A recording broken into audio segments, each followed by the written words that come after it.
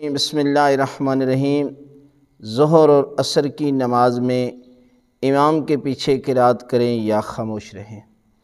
تو یہ ہے کہ ظہر اور عصر کی نماز میں پہلی 2 رکعت میں قرات جو ہے وہ پیچھے نہیں پڑھنی، بلکہ قرات جو ہے وہ امام ہی آپ کی طرف سے پڑھیں گے، سورہ الحمد بھی اور باقی سورت بھی، اس لیے کہ جب بسم اللہ الرحمن الرحیم امام پڑھتا ہے تو اس کے بعد خاموش ہو جاتا ہے، تو یہ امام ہی آپ کی طرف سے جو ہے وہ سورہ فاتحہ بھی پڑھ رہا ہے اور دوسری سورت بھی پڑھ رہا ہے۔ لہٰذا آپ اگر مسئلے کو جانتے ہوئے آپ قرات کریں گے تو آپ کی نماز جو ہے وہ باطل ہو جائے گی، لہٰذا خاموش رہنا ہی واجب ہے۔